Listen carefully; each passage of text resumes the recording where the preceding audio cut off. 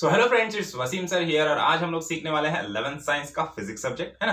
तो physics subject में आज हम लोग सीखने वाले हैं chapter number 2, that is mathematical methods, है ना, which is according to the Maharashtra state board syllabus. Okay, तो मैथमेटिकल मेथड्स का हम लोगों ने एक पार्ट अभी तक अपलोड कर दिया है जिसमें हम लोगों ने सीखा what is scalar quantity, what is vector quantity, vector types of vector देखा, फिर वेक्टर का एडिशन देखा, है ना, triangular law, parallelogram of vector addition देखा, उसके बाद रिजोल्यूशन ऑफ वेक्टर भी देखा, है ना। तो आज हम लोग पार्ट 2 शूट करने वाले हैं। पार्ट 1 आपने अभी तक नहीं देखा है तो डिस्क्रिप्शन में लिंक दिया हुआ है, सब में पहले पार्ट 1 देख लो इस चैप्टर का, तब पार्ट 2 देखना, तो आपको अच्छे से समझ में आएगा पूरा चैप्टर।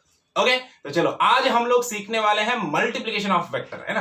तो अब देखो, मल्टीप्लिकेशन ऑफ वेक्टर में बेसिकली दो चीजें होती है। सब में फर्स्ट होता है कि भाई कोई स्केलर क्वांटिटी है ना, कोई स्केलर है, उसको अगर हम लोग मल्टीप्लाई करेंगे वेक्टर से, है ना, कोई स्केलर क्वांटिटी को वेक्टर क्वांटिटी से अगर हम लोग मल्टीप्लाई करते हैं तो इसका जो भी आंसर आएगा वो हमेशा कैसा होता है, ये हमेशा वेक्टर ही होता है ना।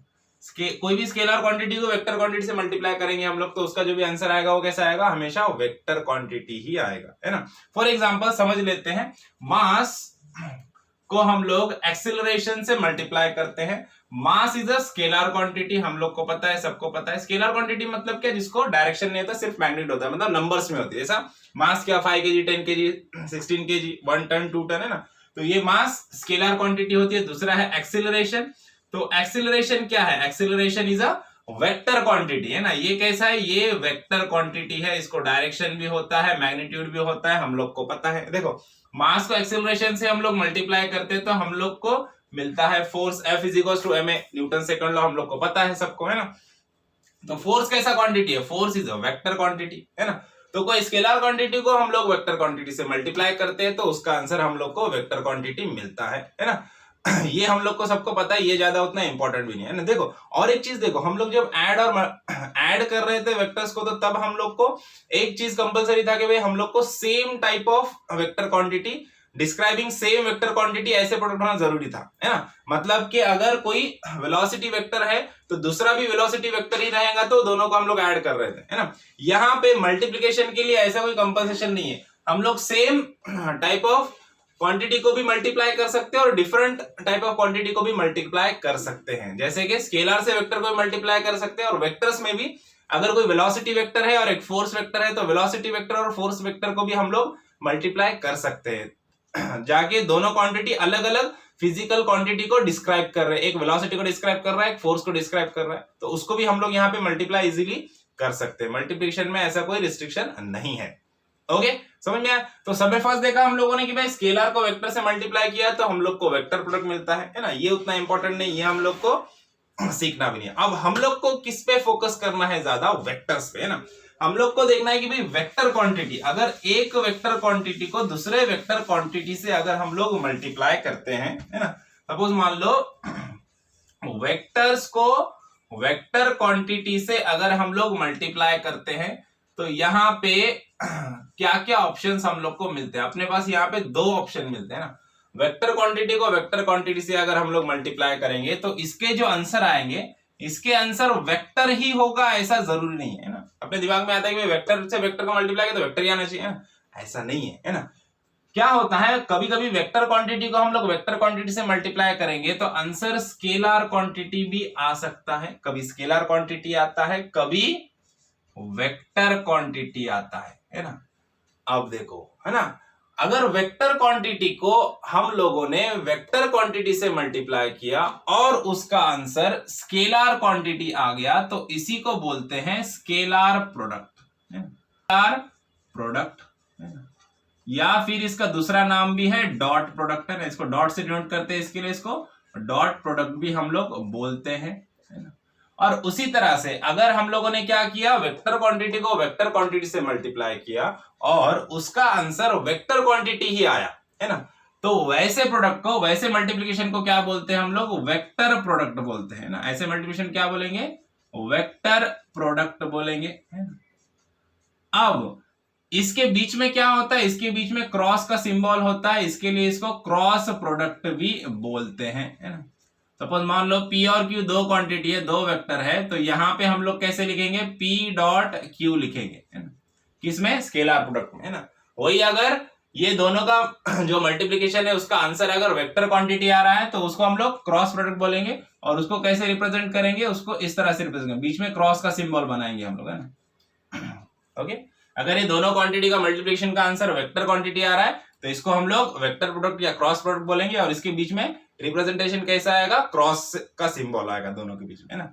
और अगर P और Q ये दो वेक्टर क्वांटिटी है जिनका मल्टीप्लिकेशन होने के बाद इसका जो आंसर है वो स्केलर क्वांटिटी आ रहा है, तो इसको हम लोग इस तरह से रिप्रेजेंट करेंगे, दोनों के बीच में डॉट बताएंगे, इसलिए इसको डॉट प्रोडक्ट भी बोलते हैं, है ना।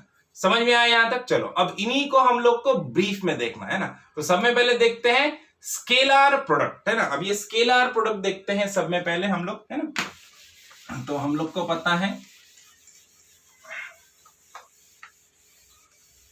अब ब्रीफ में देखते हैं स्केलर प्रोडक्ट सब में फर्स्ट, है ना। तो हम लोग को पता है एक वेक्टर क्वांटिटी और दूसरी वेक्टर क्वांटिटी, दो वेक्टर क्वांटिटी को मल्टीप्लाई किया और उसका आंसर स्केलर क्वांटिटी आया, तो उसको हम लोग बोलते हैं स्केलर प्रोडक्ट, है ना। तो इसको एग्जांपल से समझ लेते हैं। मान लेते हैं एक क्वांटिटी है फोर्स, है ना, जिसको हम लोग F से डिनोट करते हैं, force is a vector quantity, सब लोग को पता है ना। और दूसरा वाला क्वांटिटी है डिस्प्लेसमेंट, जिसको जनरली D या S से डिनोट करते हैं हम लोग, है ना। दोनों वेक्टर क्वांटिटी है, फोर्स इनटू डिस्प्लेसमेंट करेंगे हम लोग, तो हम लोग को मिलेगा वर्क, है ना। हम लोग को पता है, हम लोग ने सीखा है 10th 9th स्टैंडर्ड में कि वर्क इज इक्वल टू क्या रहता है, फोर्स इनटू डिस्प्लेसमेंट, है ना। इसका यूनिट क्या होता है, फोर्स का यूनिट है न्यूटन, डिस्प्लेसमेंट का यूनिट है मीटर, न्यूटन मीटर, या फिर इसको हम लोग स्पेशल वर्ड से यूज करते हैं जूल्स, है ना, फिर जूल्स बोलते हैं। ओके, तो देखो वर्क डन क्या है, अभी work done is a scalar quantity. ये कैसी क्वांटिटी है, स्केलर क्वांटिटी है ना। अब फोर्स और डिस्प्लेसमेंट दोनों कैसे, दोनों वेक्टर क्वांटिटी है, लेकिन इनका मल्टीप्लिकेशन करने के बाद हम लोग को एक स्केलर क्वांटिटी मिल रही है ना।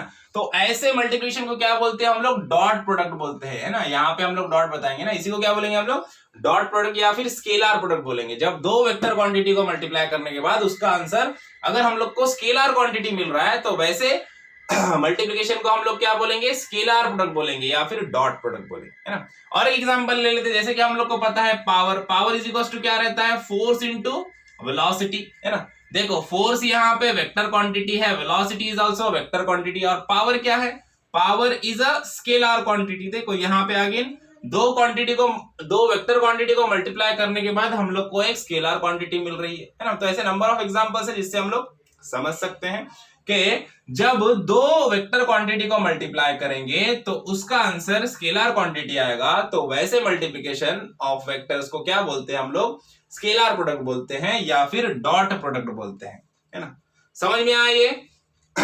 तो चलो अब देखते हैं डेफिनेशन क्या होता है। स्केलर प्रोडक्ट को हम लोग कैसे डिफाइन कर सकते हैं ना, तो इसको ऐसे डिफाइन कर सकते हैं, द स्केलर प्रोडक्ट और dot product of any two vectors, any two non zero vectors is defined as the magnitude of product of the two vectors and the cosine of the angle between the two vectors, है ना। मतलब अगर चलो मान लेते हैं कि दो वेक्टर्स है हमारे पास, यहाँ पे ये है एक वेक्टर P और दूसरा एक है यहाँ पे वेक्टर Q, और दोनों के बीच में का एंगल है थीटा। ओके, तो अब ये दोनों का जो स्केलर प्रोडक्ट रहेगा वो कैसे रहेगा, स्केलर प्रोडक्ट को हम लोग कैसे नोट करते हैं, ऐसे करते हैं। देखो P डॉट Q अगर मुझे निकालना है, दोनों का मल्टीप्लिकेशन निकालना है दो क्वांटिटी का, तो इसका आंसर क्या आएगा, देखो P से Q को हम लोग मल्टीप्लाई कर रहे हैं, है ना। तो सब में पहले P क्वांटिटी एज इट रहेगा, P Q cosine of theta, cos of theta, theta is angle between this two vector, है ना।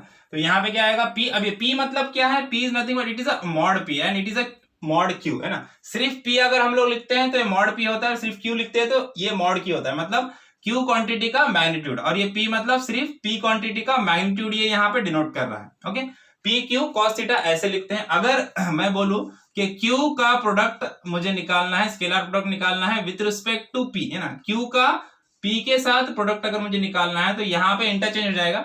पहले क्या आएगा, पहला क्वांटिटी क्या है Q, तो यहाँ पे आएगा Q इनटू क्या आएगा P cos ऑफ थीटा, है ना। इसको ऐसे स्केलर प्रोडक्ट को हम लोग लिखते हैं, ऐसे इसका फॉर्मूला बनता है ना। वो आगे देखेंगे हम लोग क्यों आया ये और कैसे आया, है ना, ब्रीफ में।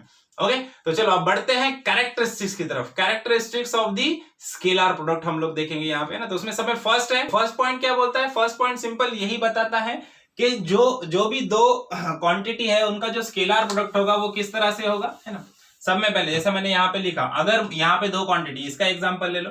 अब ये दो क्वांटिटी का अगर मुझे स्केलर प्रोडक्ट निकालना है, तो अगर मुझे P डॉट Q निकालना है, P vector dot Q vector, ये प्रोडक्ट निकालना है, तो सब में पहले क्या करना है आपको, पहला वाला वेक्टर कौन सा है, P है, तो P का मैग्नीट्यूड एज इट इज लिख दो, मॉड P लिखो यहाँ पे, या फिर सिंपल P लिखो, जो क्या कर रहा है इसका मैग्नीट्यूड डिनोट कर रहा है, मॉड P लिखो है सिंपल P, मतलब P मतलब क्या, इसका मैग्नीट्यूड है ओनली, ओके। उसके बाद दूसरा वाला जो वेक्टर रहेगा, सेकंड वाला जो वेक्टर रहेगा जिसका हम लोग प्रोडक्ट ले रहे हैं, इसका क्या रहेगा, इसका कंपोनेंट आएगा, इसका कंपोनेंट आएगा in the direction of that other vector, है ना। दूसरा वेक्टर कौन सा है, ये है P है हमारा, है ना। तो इस Q का कंपोनेंट P वेक्टर के साइड में जो कंपोनेंट आएगा, इसके साइड में कौन सा कंपोनेंट आएगा, इसका यहाँ पे कंपोनेंट आएगा इसका Q cos थीटा, है ना। और इधर किधर इसका कंपोनेंट जाएगा Q साइन थीटा आएगा ना। हम लोगों ने देखे रिजोल्यूशन ऑफ वेक्टर में ना, दो कंपोनेंट बनते हैं साइन थीटा कॉस थीटा बराबर। तो इधर जो कंपोनेंट आएगा Q cos थीटा, ये कंपोनेंट को हम लोग को यहाँ पे इसके साथ मल्टीप्लाई करना है, तो यहाँ पे आ जाएगा simple Q cos of theta. Again मैं बता रहा हूँ, Q मतलब यहाँ पे क्या है, सिर्फ Q का मैग्नीट्यूड है। अगर हम लोग सिंपल Q लिखते हैं बिना ऊपर एरो के, तो वो इसका मैग्नीट्यूड बताता है, या फिर मॉड Q लिखते हैं तो वो भी इसका मैग्नीट्यूड बताता है, ओके। तो PQ cos थीटा ऐसे लिख सकते हैं, where Q cos theta is a nothing but, ये Q cos थीटा क्या है, ये कंपोनेंट है Q वेक्टर का, किसके अलोंग, इसके डायरेक्शन में, इसके अलोंग, पहले वाले वेक्टर के अलोंग, है ना, उसके अलोंग वाला कंपोनेंट चाहिए, ये वाला कंपोनेंट नहीं चाहिए ना, इसके अलोंग वाला कंपोनेंट चाहिए ना। अब सेम वे अगर मुझे ऐसे निकालना है उल्टा, जैसे मैंने यहां बताया ना, Q और P का डॉट प्रोडक्ट निकालना है, Q डॉट P निकालना है, तो यहाँ पे क्या हो जाएगा, पहला वाला क्वांटिटी क्या है, तो Q को एज इट इज लिख दो, है ना, इनटू, अब यहाँ पे क्या आएगा, P का कंपोनेंट आएगा, P का कंपोनेंट, ये जो वेक्टर P है इसका component along the Q vector, है ना, तो इसका component along the Q vector. अब इसका component along the Q vector क्या हो जाएगा, तो इसके लिए क्या करना पड़ेगा आपको, ये वाला जो है ना, इसको 90 डिग्री लाइन बना दो ऐसे, है ना। अब आपको अज्यूम करना पड़ेगा कि ये हॉरिजॉन्टल है ना, आपको क्या अज्यूम करना है, ये जो साइड है ये हॉरिजॉन्टल है ना, तो इसको आपको ऐसे करके, ये डायग्राम को ऐसे मूव करके ऐसे कर लो, है ना, तो समझ लो कि ये हॉरिजॉन्टल है तुम्हारा, है ना। अब ये आपका एक्स एक्सिस है ना, और ये वाला इसको 90 डिग्री में, देखो ये 90 डिग्री, यहाँ पे जो मैंने बनाया ये वाई एक्सिस है, देखो ये एक्स एक्सिस है, ये वाई एक्सिस है, और यहाँ पे एक इंक्लाइन लोड है, इसको रिजोल्व करना है। कैसे करते हैं हम लोग, दो कंपोनेंट बनते हैं Q cos थीटा, P है ना यहाँ पे, तो P cos theta P sin theta ऐसे बनेंगे ना। तो हम लोग को इसके अलोंग बनाना है ना, तो P का कंपोनेंट यहाँ पे क्या आएगा, यहाँ पे कंपोनेंट आएगा P cos ऑफ थीटा, और यहाँ पे कंपोनेंट आएगा P sin ऑफ थीटा। तो अलोंग Q कौन सा कंपोनेंट है, P cos थीटा, और cos को ही लेना है ना, तो यहाँ पे इसको P cos थीटा कंसीडर करेंगे हम लोग। तो अब इसके साथ डॉट में क्या आएगा, P cos थीटा आएगा, है ना, where P is a magnitude of P vector, okay. समझ में आया, ये वाला कंपोनेंट। सब में पहले क्या करना है, समझ में आ रहा है ना, जो जिसके अलोंग ले रहे, पहला वाला तो इजी था, P हॉरिजॉन्टल था, इसके लिए ये इंक्लाइन था, तो हॉरिजॉन्टल कंपोनेंट यहाँ पे है, cos थीटा है, समझ में आ गया ना। लेकिन अगर हम लोग Q डॉट P करते हैं, तो यहाँ पे Q को x एक्सिस कंसीडर करो, और इसके 90 डिग्री पे दूसरी वाली जो एक्सिस आएंगी वो y एक्सिस रहेगी ना। इसकी उतनी जरूरत नहीं पड़ती हम लोग को, सिर्फ अंडरस्टैंडिंग के लिए बता रहा हूँ, है ना। तो अब यहां से यहां तक का एंगल थीटा है, तो यहां से ये इधर का जो कंपोनेंट आएगा cos थीटा, इधर कंपोनेंट आएगा sin थीटा, ओके। समझ में आ रहा है, यही हमारा फर्स्ट कैरेक्टरिस्टिक्स है। तो सेकंड पॉइंट क्या बोलता है, सेकंड पॉइंट बोलता है कि हमारा जो भी स्केलर प्रोडक्ट है या फिर डॉट प्रोडक्ट है, वो क्या करता है, वो कम्यूटेटिव लॉ को ओबे करता है। कम्यूटेटिव लॉ को ओबे करता है मतलब क्या करता है, मतलब P dot Q is equals to Q dot P होता है ना। ये दोनों क्या रहते हैं, बराबर रहते हैं, मतलब P into Q cos of theta is equals to Q into P cos of theta होता है ना। तो ये क्या, ये इसको ओबे करता है ना। तो हमारा जो भी स्केलर प्रोडक्ट होता है वो कम्यूटेटिव लॉ को ओबे करता है, इसका मीनिंग ये होता है, ओके। समझ में आइए। अब देखो थर्ड पॉइंट क्या है, थर्ड पॉइंट बोलता है कि जो भी हमारा स्केलर प्रोडक्ट है, it also obeys the distributive law of multiplication, है ना। अब ये डिस्ट्रीब्यूटिव लॉ ऑफ मल्टीप्लिकेशन क्या होता है, सिंपल, मान लो तीन वेक्टर्स है ना, मान लो तीन वेक्टर से P Q और R, है ना। वेक्टर P है, वेक्टर Q है और वेक्टर R है ना। तो अगर इस तरह का मल्टीप्लिकेशन रहेगा, P vector dot Q vector plus R vector, इस तरह का मल्टीप्लिकेशन रहेगा, तो इसको हम लोग इस तरह से लिख सकते हैं कि इसको अंदर मल्टीप्लाई करेंगे। देखो जैसे हम लोग सिंपल अलजेब्रा में करते हैं न्यूमेरिकल वैल्यूज को, इसको अंदर हम लोग मल्टीप्लाई करके दोनों को ऐड कर सकते हैं ना। तो P इंटू Q क्या हो जाएगा, P dot Q vector plus P dot R vector, ऐसे लिख सकते हैं हम लोग, P vector dot R vector, है ना, ये हम लोग लिख सकते हैं। तो ये होता है डिस्ट्रीब्यूटिव लॉ, जिसको हमारा स्केलर प्रोडक्ट क्या करता है, इसको भी ओबे कर सकते हैं। नेक्स्ट पॉइंट देखते हैं। नेक्स्ट पॉइंट में हम लोग को कुछ स्पेशल कैरेक्टरिस्टिक्स देखना है स्केलर प्रोडक्ट के। तो देखो स्पेशल कैरेक्टरिस्टिक्स में क्या देखेंगे हम लोग, तो सब में पहले देखो अभी हम लोग को पता है P और Q दो वेक्टर है ना, तो P डॉट Q अगर हम लोग निकालते हैं तो इसका फॉर्मूला क्या बन जाता है हमारा, P into Q cos of theta, है ना, where theta is the angle between this two vectors, right है। अब अगर थीटा की वैल्यू, सपोज सब में फर्स्ट पॉइंट देखेंगे हम लोग, अगर थीटा की वैल्यू 0 रहेगी, अब देखो थीटा 0 कब रहेगा, है ना, दो क्वांटिटी में का जो एंगल है वो 0 कब रहेगा, तभी रहेगा, एक ही कंडीशन में हो सकता है, जब वो जो भी दो वेक्टर्स है वो कैसे रहेंगे, एक दूसरे को पैरेलल रहेंगे, है ना, ये दोनों भी वेक्टर एक दूसरे को पैरेलल रहेंगे, मतलब ये P वेक्टर रहेगा और ये वाला Q वेक्टर रहेगा, है ना। अब दोनों का डायरेक्शन सेम भी हो सकता है, अपोजिट भी हो सकता है ना। अब मान लेते हैं कि दोनों का डायरेक्शन सेम है, एक ही डायरेक्शन में जा रहे हैं, पैरेलल है, एंटी पैरेलल नहीं है, पैरेलल है, सेम डायरेक्शन, दोनों सेम डायरेक्शन में वेक्टर जा रहे हैं, दोनों एक दूसरे को पैरेलल है, तो इनके बीच में का एंगल क्या हो जाएगा, 0 हो जाएगा, है ना। अब हम लोग को पता है cos 0 की वैल्यू कितनी होती है, cos ऑफ 0 की वैल्यू होती है 1, बराबर, है ना, cos ऑफ 0 की वैल्यू 1 होती है ना। तो ये वैल्यू अगर हम लोग यहाँ पे पुट कर देंगे तो P vector dot Q vector is equal to क्या हो जाएगा, cos 0 की वैल्यू 1 है, तो ये तो कट गया, सिर्फ क्या बचा, 1 इंटू Q, मतलब Q ही आएगा, है ना, तो P इंटू Q आएगा, है ना। मतलब अगर दो वेक्टर्स पैरेलल रहेंगे, मतलब पैरेलल रहेंगे और दोनों का डायरेक्शन सेम रहेगा, है ना, तो तब क्या होता है, तब जो स्केलर प्रोडक्ट होता है दो वेक्टर का वो बराबर होता है उनके दोनों के मैग्नीट्यूड के प्रोडक्ट के, है ना, मतलब P vector into Q vector is equal to mod P into mod Q, या फिर P इंटू Q, सिंपल, दोनों का जो मैग्नीट्यूड है दोनों को मल्टीप्लाई कर दो, सिंपल, है ना, समझ में आया। इससे हम लोग ऐसे लिख सकते हैं कि कार्टेशियन कोऑर्डिनेट में I dot I is equal to J dot J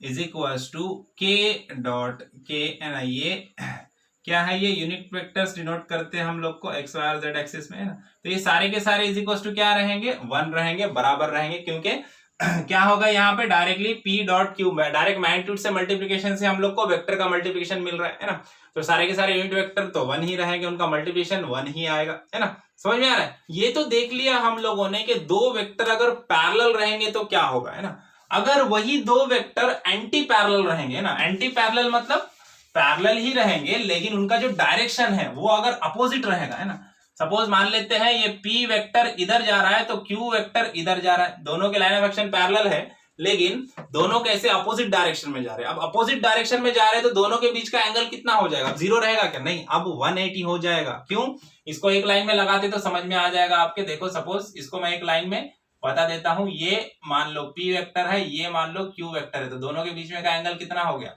ये हो गया 180 डिग्री, है ना, तो दोनों के बीच में का एंगल कितना हो जाएगा, 180 डिग्री हो जाएगा, है ना। तो अब अगर 180 डिग्री हो जाता है तब इनका प्रोडक्ट का वैल्यू क्या आएगा, तो P vector dot Q vector is equal to formula है हमारा P dot Q cos of theta, है ना, लेकिन हम लोग को पता है cos 180, है ना, थीटा की वैल्यू 180 है, cos 180 का वैल्यू कितना है, -1 है ना। तो देखो अब ये cos थीटा का वैल्यू -1 हो जाएगा, तो देखो यहाँ पे क्या हो जाएगा, P vector dot Q vector is equal to क्या हो जाएगा, माइनस P डॉट Q हो जाएगा, cos थीटा का वैल्यू -1 है, उससे मल्टीप्लाई किया तो -PQ आ गया, है ना।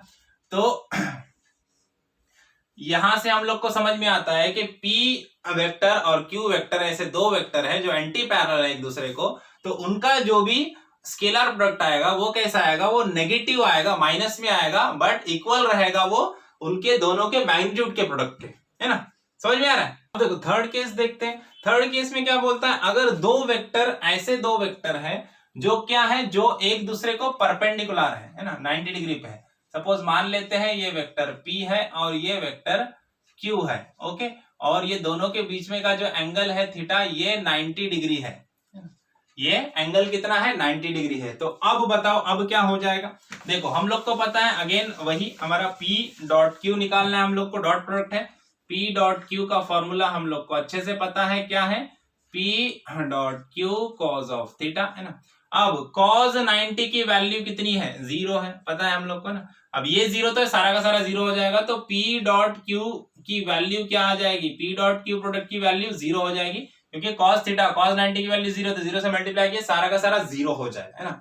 अब ये 0 आ गया तो हम लोग यहाँ पे बोल सकते हैं कि जो हमारा यूनिट वेक्टर्स के वैल्यू होते हैं I cap into J cap is equal to J cap dot K cap is equal to K cap into I cap dot I cap. ये सारे के सारे की वैल्यू क्या रहेगी 0 रहेगी, है ना। इनके मल्टीप्लिकेशन की वैल्यू भी 0 आएगी, क्योंकि P इंटू क्यू का वैल्यू क्या है 0 है। ओके समझ में आया ये। अब देखो नेक्स्ट पॉइंट क्या बोलता है, नेक्स्ट पॉइंट ये बोलता है कि अगर दोनों वेक्टर सेम रहेंगे, है ना। सपोज अगर मान लेते हैं कि P vector is equal to Q vector रहेगा, तो तब P वेक्टर डॉट Q की वैल्यू जो आएगी वो क्या रहेगी, it is equal to simple P square और इक्वल टू Q स्क्वायर रहेगी, है ना। मतलब P का प्रोडक्ट या P का स्क्वायर या फिर Q का स्क्वायर। P और Q मतलब क्या है, मैग्नीट्यूड ऑफ P वेक्टर और मैग्नीट्यूड ऑफ Q वेक्टर होता है ना। समझ में आए। तो नेक्स्ट पॉइंट देखते हैं, scalar product of vectors in rectangular component. Rectangular component मतलब उसके 3 कंपोनेंट्स बनेंगे I, J और K के फॉर्म में, हम लोग को पता है ना। तो इसके लिए सब में पहले इसको रफ कर देते हैं हम लोग, है ना। तो 2 वेक्टर है, मान लेते वही अपने वापस वेक्टर P और Q है अभी जो हम लोगों ने देखे। तो वेक्टर P के रेक्टेंगुलर कंपोनेंट क्या क्या हो जाएंगे, वेक्टर P के हो जाएंगे in x direction Px into I cap plus Py into J cap, J cap, है ना, plus Pz into K cap. तो ये हो गया complete description of the P vector in coordinates rectangular coordinate. अब उसी तरह से Q vector is equal to क्या हो जाएगा, let Q vector is equal to Qx into I cap plus Qy into J cap plus Qz into K cap. Okay अब इन दोनों का हम लोग को वेक्टर प्रोडक्ट निकालना है। तो अगर हम लोग P डॉट Q करेंगे तो देखो अब क्या हो जाएगा, Px into Qx plus Py into Qy plus Pz into Qz, ये हो जाएगा, है ना। तो अब ये इसका आंसर आएगा। अब इसको हम लोग प्रूव करते कि कैसे आएगा, है ना। तो समय पहले अब ये 2 क्वांटिटी दोनों को हम लोग यहाँ पे मल्टीप्लाई डॉट प्रोडक्ट निकालते हैं इनका। P dot Q is equal to क्या हो जाएगा, सब में पहला क्वांटिटी लिख दो Px into I cap plus Py into J cap plus Pz into K cap, है ना। इसको हम लोग को मल्टीप्लाई डॉट प्रोडक्ट निकालना है इसका, दोनों को अलग अलग ब्रैकेट में पुट कर दो। अब Q का क्वांटिटी पूरा लिख दो, Qx into I cap plus Qy into J cap plus Qz into K cap. Okay अब ये पहली क्वांटिटी से ये सारे क्वांटिटी को हम लोग को मल्टीप्लाई करना है, फिर ये सेकंड वाले क्वांटिटी से सारे क्वांटिटीज को मल्टीप्लाई करना है, फिर ये थर्ड वाले क्वांटिटी से सारे क्वांटिटीज को मल्टीप्लाई करना है। ओके तो चलो करते हैं। अभी सब में फर्स्ट हम लोग क्या करेंगे, Px इंटू आई कैप, है ना, इससे हम लोग ये सारे क्वांटिटी को मल्टीप्लाई करना है। तो इसको पहले लिख दो, यहाँ पे क्या लिख देंगे, Qx into I cap plus Qy into J cap plus Qz into K cap plus, यहाँ पे प्लस है इसके लिए प्लस। उसके बाद क्या आएगा, Py इंटू जे कैप, इससे अगेन हम लोग को ये सारे क्वांटिटी को मल्टीप्लाई करना है Q के। तो यहाँ पे लिख देंगे Qx into I cap plus Qy into J cap plus Qz into K cap, right है। अब थर्ड वाला क्वांटिटी ये वाला, इसके आगे क्या है, प्लस है, तो यहाँ पे भी हम लोग को प्लस लिख देना है। Pz into K cap bracket में ये सारा क्वांटिटी आएगा एज इट इज, है ना। तो Qx into I cap plus Q Y into J cap plus Q Z into K cap. Okay, अब इसको अंदर मल्टीप्लाई करना है, ये तीनों क्वांटिटी से सब मल्टीप्लीकेशन करते जाना है हम लोग को। देखो तो इससे अंदर मल्टीप्लाई करेंगे तो क्या हो जाएगा, P X into Q x है ना, इसको अलग लिखते हैं, P X into Q x है ना, आई इंटू आई, तो यहाँ पे इसको अलग से ब्रैकेट में लिख देते हैं आई, और यहाँ पे आई है ना, तो ये आई cap into I cap. Okay, उसके बाद यहाँ पे प्लस है, प्लस लिख दिया। अब P X into Q I है ना, तो यहाँ पे लिख दो पी एक्स इंटू क्यू आई। अब यहाँ पे आई है, यहाँ पे जे है ना, तो इसको ब्रैकेट में लिख देंगे अलग से है ना, I cap dot J cap. Okay, उसके बाद अगेन यहाँ पे प्लस है तो प्लस लिख दो। अब देखो P X into Q Z है ना, तो यहाँ पे लिख दो P X into Q Z.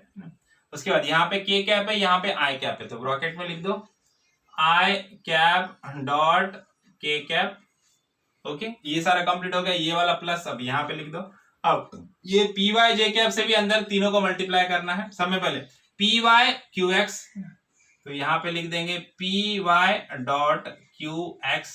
Okay, यहाँ पे जे कैप है, यहाँ पे आई कैप है, तो ब्रैकेट में लिख दो J cap dot I cap. Okay, उसके बाद plus as it is plus P Y Q I, तो देखो P Y into Q Y, bracket में क्या लिखेंगे जे कैप, इधर भी जे कैप है ना, तो J cap dot J cap. Okay, last वाला देखो पी वाई क्यू जेड, तो यहाँ पे लिख देते हैं plus P Y into Q Z है ना, ब्रैकेट में क्या आ जाएगा जे कैप और इधर के कैप, तो यहाँ पे आ जाएगा जे cap into K cap. Okay, ये हो गया। अब z का बचा, z वाला इधर लिख देता हूं मैं वापस से, प्लस है ना, ये वाला प्लस आ गया। अब क्या आएगा पी जेड क्यू एक्स है ना, तो सब में पहले लिख दो P Z into Q X, और ब्रैकेट में क्या आ जाएगा के कैप आई कैप, तो यहाँ पे आ जाएगा K cap dot I cap. Okay, plus अब देखो P Z into Q I, P Z Q I, bracket में क्या आ जाएगा K cap into J cap, तो देखो के cap dot J cap. Okay, अब लास्ट वाला P Z into Q Z plus P Z into Q Z, bracket में क्या आ जाएगा K cap dot K cap. Okay, सारा का सारा वैल्यू क्लियर है। अब हम लोग को एक चीज पता है, लास्टली हम लोगों ने देखा कि क्या होता है I cap dot I cap is equals to J cap dot J cap है ना, और K cap dot K cap, इनकी वैल्यू 1 होती है ना, और बाकी जो इंटरचेंजिंग रहते हैं आई into J cap into I cap, के कैप इंटू जे कैप, के कैप इंटू आई कैप, ये सारा 0 होता है ना। तो अब जहां जहां पे आई कैप इंटू आई कैप है वहां पे 1 रहेगा, और दूसरा वाला कॉम्बिनेशन भी लिख देते हैं हम लोग। यहाँ पे देखो आई कैप डॉट जे कैप रहेगा है ना, तो और जे कैप डॉट के कैप रहेगा, और K cap dot I cap रहेगा है ना, और जे कैप डॉट आई कैप रहेगा, और K cap dot J cap रहेगा, और आई कैप डॉट के कैप रहेगा। तो ये सारा का सारा क्या होता है 0 होता है ना। तो अब ये दोनों के वैल्यूज हम लोग को यहाँ पे पुट करना है ना। अब यहाँ पे पुट कर देंगे तो हम लोग को फाइनल इक्वेशन मिलने वाली है।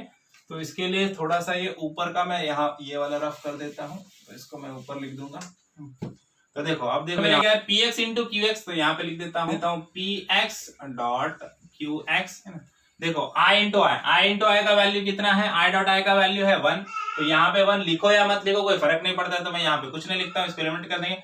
प्लस उसके बाद देखो P X into Q I है ना। अब देखो पी एक्स इंटू क्यू आई, अब देखो आई डॉट जे, देखो आई डॉट जे का वैल्यू क्या है, आई डॉट जे का वैल्यू कितना है, ये आने वाला है आई डॉट जे 0 है ना। तो यहाँ पे इंटू 0 लिख देंगे। अब ये 0 से मल्टीप्लाई होने के बाद ये सारा का सारा टर्म क्या हो जाएगा, ये सारा का सारा टर्म 0 हो जाएगा।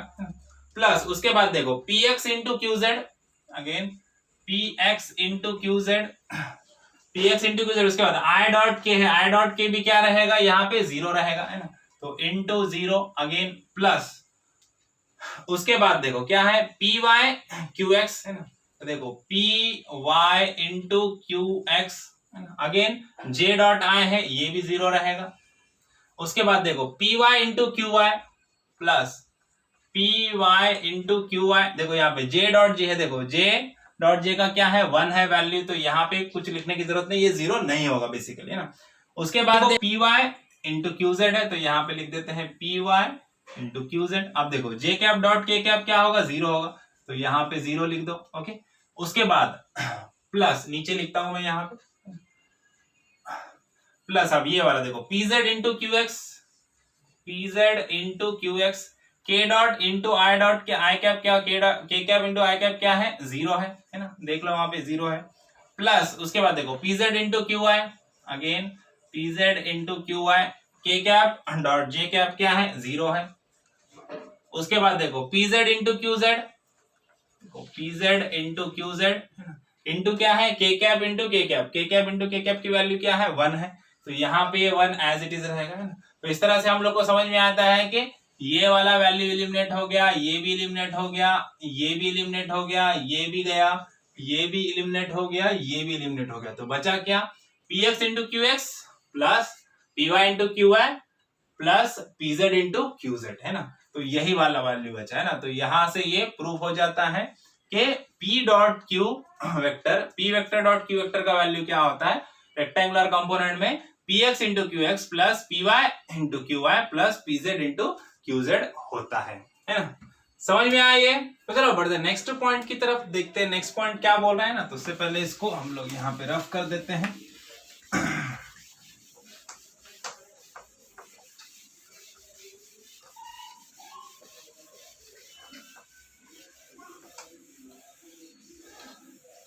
नेक्स्ट पॉइंट क्या बोलता है, मान लो 3 वेक्टर से ए बी और सी, है ना। तो ए बी सी 3 वेक्टर है, तो A vector dot B vector is equal to A vector dot C vector ऐसा रहेगा। और जो ये ए वेक्टर है, A vector is a non zero vector, है ना। तो इसका वैल्यू जो है वो 0 नहीं है, ये ए वेक्टर की वैल्यू 0 नहीं है ना। तो अब इसको हम लोग ये नहीं बोल सकते कि बी वेक्टर और सी वेक्टर बराबर रहेंगे, ऐसा हम लोग यहाँ पे नहीं बोल सकते कि, या फिर ये जरूरी नहीं है कि ये 2 वेक्टर बराबर रहे, है ना। अब तो देखो यहाँ पे थोड़ा ध्यान से देखना, देखो ए वेक्टर डॉट बी वेक्टर, अब ये A vector dot C vector को मैं इधर लेके आ जाऊंगा, है ना। तो क्या बोल सकता हूं मैं, minus A vector dot C vector is equal to 0, okay. अब यहाँ पे अगर हम लोग ए वेक्टर को कॉमन निकाल लेंगे तो क्या हो जाएगा, dot B vector minus C vector is equal to 0, है ना। यहाँ पे डिस्ट्रीब्यूटिव लॉ लगा दिया हम लोगों ने, है ना। अब यहाँ से हम लोग सिंपली बता सकते हैं, भाई हम लोग को पता है ए वेक्टर तो 0 है नहीं, तो बचा क्या फिर B vector minus C vector, B vector minus C vector ये जो टर्म है ये 0 है ना। हम लोग बोल देंगे B vector minus C vector ये जो टर्म है ये 0 है ना। लेकिन ऐसा जरूरी नहीं है, ऐसा जरूरी नहीं है कि B vector minus C vector ये टर्म 0 हो, है ना। मे भी हो सकता है कि ये जो 2 वेक्टर का जो डॉट प्रोडक्ट है, ये 2 वेक्टर एक दूसरे को परपेंडिकुलर है ना। मतलब B vector minus C vector ये परपेंडिकुलर है ए वेक्टर को, है ना। ये ए वेक्टर को कैसा है, परपेंडिकुलर है। अभी हम लोगों ने लास्ट कैरेक्टरिस्टिक्स देखी कि अगर जो थीटा है, जो 2 वेक्टर के बीच में का जो एंगल थीटा है वो अगर 90 डिग्री रहेगा, है ना, परपेंडिकुलर रहेगा, 90 डिग्री रहेगा, तो उनका जो भी प्रोडक्ट रहता है, उनका जो डॉट प्रोडक्ट होता है उसकी वैल्यू कितनी आती है, 0 आती है ना। हम लोगों ने देखा P dot Q is equal to 0 कब होता है, जब थीटा की वैल्यू 90 डिग्री रहती है ना। तो यहाँ पे भी ए vector dot B minus C vector ये जो डॉट प्रोडक्ट है ये 0 आया, मतलब ये दोनों एक दूसरे को परपेंडिकुलर भी हो सकते हैं, है ना। ये दोनों क्वांटिटी 2 वेक्टर्स आपस में कैसे एक दूसरे को परपेंडिकुलर है, दोनों के बीच में का एंगल 90 डिग्री है, ये भी हो सकता है, या फिर b माइनस सी 0 ये भी हो सकता है ना। तो इसका मतलब ये नहीं है कि सिर्फ यही आंसर होगा, ये जरूरी नहीं है ना, ये दोनों एक दूसरे को परपेंडिकुलर भी हो सकते हैं, है ना। समझ में आया ये? तो चलो अब नेक्स्ट पॉइंट देखते हैं, वेक्टर प्रोडक्ट, या फिर हम लोग उसको बोलते हैं क्रॉस प्रोडक्ट, है ना। जैसे स्टार्टिंग में ही हम लोगों ने देखा कि भाई दो वेक्टर क्वांटिटी को मल्टीप्लाई किया और उसका आंसर जो आया वो वेक्टर क्वांटिटी ही आया, तो वैसे क्वांटिटी को हम लोग वेक्टर, वैसे मल्टीप्लिकेशन को हम लोग वेक्टर प्रोडक्ट बोलते हैं या फिर क्रॉस प्रोडक्ट बोलते हैं ना। तो अब समझ लेते हैं कि यहाँ पे एग्जांपल ले लेते हैं कि दो वेक्टर है, मान लो यहाँ पे एक हमारा वेक्टर है, दो वेक्टर है, ये है वेक्टर p, है ना, और इधर है वेक्टर q, है ना, और दोनों के बीच में का जो एंगल है ये है थीटा, एंगल बाद में देखते हैं हम लोग ना। तो दो वेक्टर है, अब ये दो वेक्टर है, दोनों को हम लोगों ने मल्टीप्लाई किया p वेक्टर q किया, और इसका जो आंसर आया वो भी क्या आने वाला है, वेक्टर आने वाला है, तो इसको हम लोग क्रॉस प्रोडक्ट है ये बोल सकते हैं, यहाँ पे सिंबल क्रॉस का आएगा, है ना। तो अब इसका जो भी मैग्नीट्यूड आएगा, ये दोनों का जो मैग्नीट्यूड आएगा वो क्या आएगा, है ना। अब समय पहले इंपॉर्टेंट बात क्या है कि समय पहले मैग्नीट्यूड क्या आएगा वो देख लेते हैं, कैसा आएगा। देखो जैसे वहां पे क्या था, p dot q is equal to क्या होता था, P Q cos of theta आता था, है ना, और क्योंकि वो स्केलर प्रोडक्ट था, जो भी आंसर आने वाला है उसका वो स्केलर क्वांटिटी आने वाली थी स्केलर प्रोडक्ट में, तो वहां पे कोई डायरेक्शन नहीं था, डायरेक्शन का सवाल ही नहीं था। स्केलर क्वांटिटी को डायरेक्शन होता है क्या, नहीं होता है ना, तो इसके लिए आंसर स्केलर आने वाला, तो स्केलर को कोई डायरेक्शन नहीं था। लेकिन यहाँ पे क्रॉस प्रोडक्ट में जो हमारा आंसर आएगा वो वेक्टर क्वांटिटी आएगा, तो वेक्टर क्वांटिटी का हम लोग को मैग्नीट्यूड भी निकालना है प्लस उसका डायरेक्शन भी निकालना है ना। तो इसका मैग्नीट्यूड क्या आएगा, इसका मैग्नीट्यूड क्या रहेगा, इसका magnitude simple, first vector quantity का मैग्नीट्यूड या फिर हम p मॉड या फिर इसको p बोल सकते हैं, इनटू q मॉड, है ना, q का मैग्नीट्यूड इनटू क्या आएगा, sine of the angle, smallest angle between the two vectors, है ना। ये दो वेक्टर में का स्मॉलेस्ट एंगल है ना। अब ये दो वेक्टर में का एंगल क्या है, अगर कोई दो गिवन वेक्टर है यहाँ पे, इन दोनों में का एंगल कितना है ये आप लोग को कोई पूछेगा तो आप लोग क्या बता सकते हो, आप लोग बोलेंगे ये इतना एंगल है ना, ये वाला एंगल है, मान लो एंगल थीटा है, या फिर आप क्या बोलोगे यहां से इतना एंगल है ना।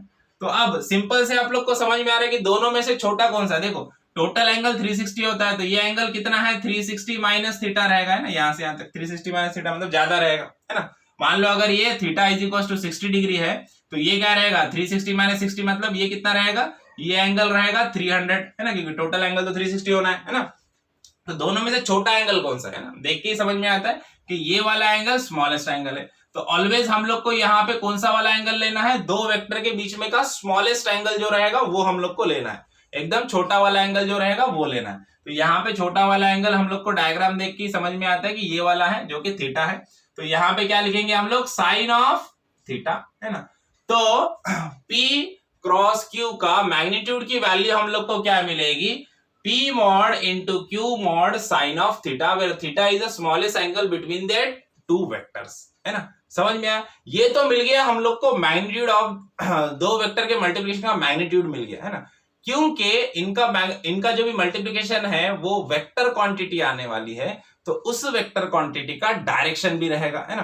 तो डायरेक्शन के लिए हम लोग यहाँ पे यू कैप या एन कैप दे सकते हैं, आपके बुक में यू कैप दिया, मैंने यहाँ पे यू कैप लिख देता हूं, है ना। तो यू कैप क्या है, it is a unit vector जो क्या कर रहा है, डायरेक्शन शो कर रहा है इसकी। अब इनका डायरेक्शन कैसा रहेगा, किसके तरफ रहेगा, है ना, क्यू के डायरेक्शन में रहेगा, पी के डायरेक्शन में रहेगा, या फिर इनके बीच में से कोई निकलेगा उसका डायरेक्शन रहेगा, नहीं। इसका डायरेक्शन जानने के लिए हमारे पास यहाँ पे हमारे पास दो रूल्स है ना, एक तो हम लोग थंब रूल से इसका डायरेक्शन जान सकते हैं, जो भी इनका क्या बोलते हैं, इनका मल्टीप्लिकेशन करने के बाद जो नया वेक्टर मिलेगा उसकी डायरेक्शन की बात कर रहे हैं हम लोग, है ना।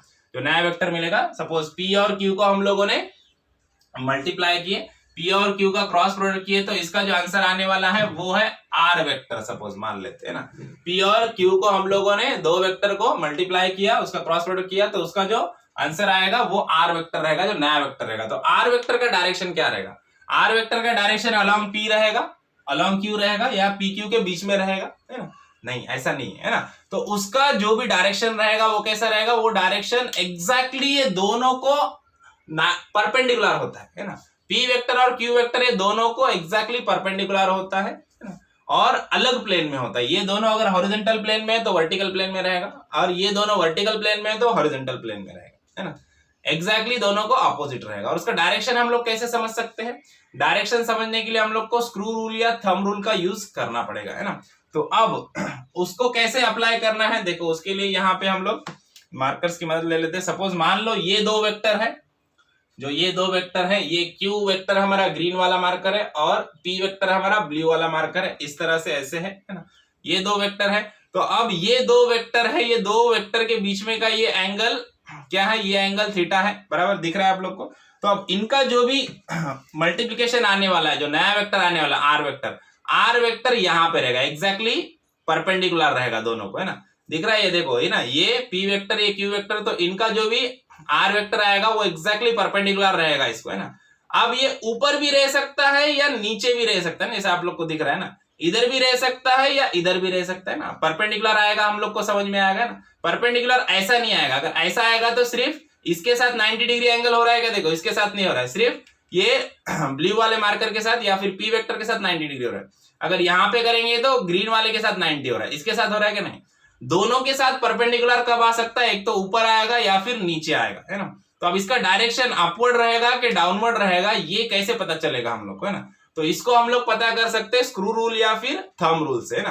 तो देखो एग्जैक्टली परपेंडिकुलर रहेगा, ये दो वेक्टर से इन दोनों का मल्टीप्लीकेशन वेक्टर क्वांटिटी आएगा जो क्रॉस प्रोडक्ट रहेगा, जिसका मैग्नीट्यूड हम लोग को मिल गया, जिसका डायरेक्शन एक तो दोनों को 90 डिग्री मतलब अपवर्ड रहेगा या दोनों को 90 डिग्री मतलब डाउनवर्ड रहेगा, है ना।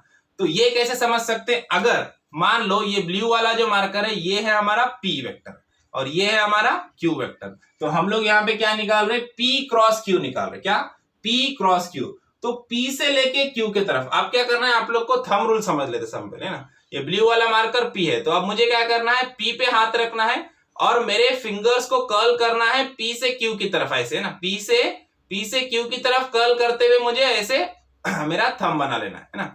क्या करना है, P क्रॉस Q निकाल रहा हूं, इसके लिए P पे थंब को हाथ को रखना है, फिंगर्स को रखना है और P से Q की तरफ जाते हुए ऐसे मुझे थंब को क्लोज करना है ना।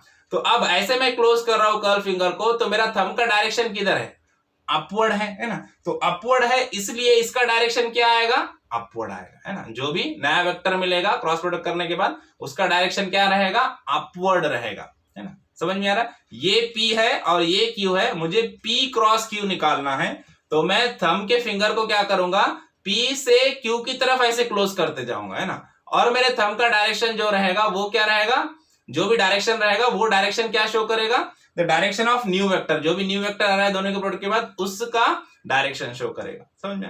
अब मान लेते हैं, सबसे पहले इधर लिख देता हूं मैं, एक नया वेक्टर हम लोग को मिल रहा है S वेक्टर, जो कहां से मिल रहा है, Q को हम लोग P से मल्टीप्लाई कर रहे हैं ना, Q क्रॉस P कर रहे हैं हम लोग, है ना। तो Q क्रॉस P करने के बाद इसका मैग्नीट्यूड क्या आएगा, सब में पहले Q आएगा mod Q dot mod P, है ना, into sine of theta, right, into U cap, okay, ये वाला इसका आंसर आएगा, है ना। तो अब ये तो मैग्नीट्यूड तो हम लोग को समझ गया, अब इसका डायरेक्शन कैसे रहेगा, है ना। अगेन हम लोग इसी एग्जांपल से समझ लेते हैं, यहाँ पे दो वेक्टर है, ये है P और ये है Q, है ना। अब मैं P क्रॉस Q किए तो मैं P से Q की तरफ गया था और थंब को क्लोज किया था, अब Q क्रॉस P कर रहे हैं, तो अब मुझे क्या करना पड़ेगा, अब मैं फिंगर पहले किधर रखूंगा, Q पे रखूंगा, Q से P की तरफ जाऊंगा। अब देखो Q से मैं P की तरफ जा रहा हूं, ऐसे थंब को क्लोज कर रहा हूं, है ना। तो थंब का डायरेक्शन किधर है मेरा, अब नीचे है ना, ऐसे मैं क्लोज कर रहा हूं, है ना। देखो स्मॉलेस्ट एंगल क्या है, दोनों के बीच में का ये, ऐसे क्लोज कर सकता, मैं ऐसे नहीं आ सकता, ऐसे ना, ये यहां से मुझे Q से P की तरफ क्लोज करना है ना, Q डॉट P कर रहे तो Q से P की तरफ क्लोज किया ऐसे, तो अब मेरा थंब का डायरेक्शन किधर है, डाउनवर्ड है, मतलब जो नया वेक्टर बनेगा उसका डायरेक्शन कैसे रहेगा, ऐसे डाउनवर्ड रहेगा, है ना। तो नया जो वेक्टर ऐसा आएगा उसका डायरेक्शन क्या रहेगा, डाउनवर्ड रहेगा, है ना। समझ में आ रहा है ये। तो देखो यहाँ पे डायग्रामेटिकली भी हम लोग यहाँ पे समझ लेते हैं, तो यहाँ पे अगर हम लोग P क्रॉस Q निकाल रहे हैं तो P से ये Q के तरफ इसका डायरेक्शन जाएगा, है ना, ये ऐसे बता लेते हैं हम लोग इसको, है ना। तो इसका जो भी नया वाला जो वेक्टर मिलेगा हम लोग को, जो R मिलेगा वो कैसा रहेगा, उसका डायरेक्शन अपवर्ड रहेगा ना, यहां से भी देख लो ना, इधर से मैं इधर जा रहा हूं ना, तो ये कैसा रहेगा, ये अपवर्ड रहेगा, है ना। तो ये वाला रहेगा हमारा R वेक्टर, है ना, और ये दोनों का इसका एंगल क्या रहेगा, 90 डिग्री रहेगा, दोनों से P और Q दोनों से परपेंडिकुलर रहेगा, 90 डिग्री रहेगा, है ना। अब उसी तरह से हम लोग मान लेते हैं कि हम लोग को क्या करना है, P ये है सपोज Q वेक्टर, और ये है सपोज P वेक्टर, और ये दोनों के बीच में का एंगल Q से P का एंगल कितना है, थीटा है ना। तो यहाँ पे हम लोग को क्रॉस प्रोडक्ट यहाँ से Q से P की तरफ जाना है, तो हमारा जो भी नया वेक्टर आएगा मल्टीप्लिकेशन करने के बाद उसका डायरेक्शन क्या रहेगा, उसका डायरेक्शन डाउनवर्ड रहेगा। ये रहेगा हमारा एस वेक्टर जिसका डायरेक्शन वर्टिकली डाउनवर्ड रहेगा। S vector is perpendicular to P and Q, P और Q दोनों को भी वो परपेंडिकुलर रहेगा, 90 डिग्री में रहेगा ना, जैसा मैंने आपको अभी बताया। ओके, समझ में आया ये कैसे डायरेक्शन मिलेगा हम लोग को। अब देखो ये तो देख लिया हम लोगों ने थंब रूल, अब स्क्रू रूल भी बोला है उसने बुक में। स्क्रू रूल क्या होता है, स्क्रू रूल भी सिंपल होता है, दो वेक्टर है, यहाँ पे हम लोगों ने स्क्रू कर दिया और स्क्रू को हम लोग रोटेट कर रहे हैं। देखो अब नट को हम लोग दो साइड से रोटेट कर सकते हैं, एंटी क्लॉकवाइज या क्लॉकवाइज है ना। तो क्या करना है, P डॉट Q निकाल रहे तो P से Q की तरफ उसको रोटेट करते जाना है, और जिस डायरेक्शन में ये नट स्क्रू एडवांस हो रहा है, स्क्रू ऊपर जा रहा है, देखो इधर से इधर हम लोग ये करेंगे, उसको घुमाएंगे P से Q की तरफ घुमाएंगे तो स्क्रू अपवर्ड जाएगा, तो डायरेक्शन अपवर्ड रहेगा है ना। और इधर की साइड में Q डॉट P निकाल रहे हैं हम लोग ना, Q क्रॉस P नहीं, सॉरी Q क्रॉस P निकाल रहे हैं, तो Q से P की तरफ उसको घुमाएंगे तो स्क्रू नीचे जाएगा, तो डायरेक्शन नीचे रहेगा। इस तरह से होता है ना। थंब रूल इजी है, थंब रूल से जल्दी समझ में आता है ना, इसलिए थंब रूल मैंने अच्छे से एक्सप्लेन किया। ओके, तो चलो अब बढ़ते हैं नेक्स्ट पॉइंट की तरफ, that is characteristics of vector product या फिर क्रॉस प्रोडक्ट है ना। तो कैरेक्टरिस्टिक्स ऑफ डॉट प्रोडक्ट में हम लोगों ने देखा था कि जो डॉट प्रोडक्ट हम लोगों ने देखा था कि P dot Q always equals to Q dot P होता है ना। मतलब P dot Q is always equals to Q dot P होता था है ना। ये क्यों होता था, क्योंकि वहां पे डायरेक्शन नहीं था है ना। लेकिन यहां पे अगर हम लोग देखेंगे क्रॉस प्रोडक्ट में, अगर हम लोग देखेंगे तो P cross Q is not equals to Q cross P है ना। ऐसा क्यों बोल रहा हूं मैं, क्योंकि यहाँ पे दोनों को हम लोगों ने देखा ना, अभी दोनों का डायरेक्शन कैसे अपोजिट होता है ना।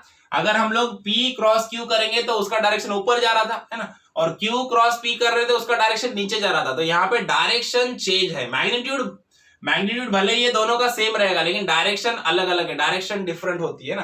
तो इसके लिए हम लोग यहाँ पे दोनों क्रॉस प्रोडक्ट को सिमिलर है ऐसे नहीं बोल सकते। तो मतलब जो हमारा क्रॉस प्रोडक्ट है या फिर वेक्टर प्रोडक्ट है वो कम्यूटेटिव लॉ को ओबे नहीं करता है ना। समझ में आया। चलो अब बढ़ते हैं नेक्स्ट पॉइंट की तरफ। पॉइंट इज हमारा जो क्रॉस प्रोडक्ट होता है वो डिस्ट्रीब्यूटिव लॉ को ओबे करता है। एज ए स्केलर प्रोडक्ट ये भी डिस्ट्रीब्यूटिव लॉ को ओबे करता है। डिस्ट्रीब्यूटिव लॉ मतलब क्या है, सपोज मान लो A B C तीन क्वांटिटी है ना, A क्रॉस A वेक्टर है ना, यहाँ पे वेक्टर लिख देंगे भाई हम लोग। Okay, A vector cross B vector plus C vector है ना। तो इसको हम लोग ऐसे लिख सकते हैं, इससे अंदर हम लोग मल्टीप्लाई कर सकते हैं, जनरल अलजेब्रा में जैसा करते हैं वैसे A से B और A से C को मल्टीप्लाई कर सकते हैं। ऐसे लिख सकते हैं A vector cross B vector plus A vector cross C vector, ऐसे लिख सकते हैं है ना। तो इसी को क्या बोलते हैं हम लोग कि हमारा जो वेक्टर प्रोडक्ट होता है वो डिस्ट्रीब्यूटिव लॉ को ओबे करता है ना। समझ में आया।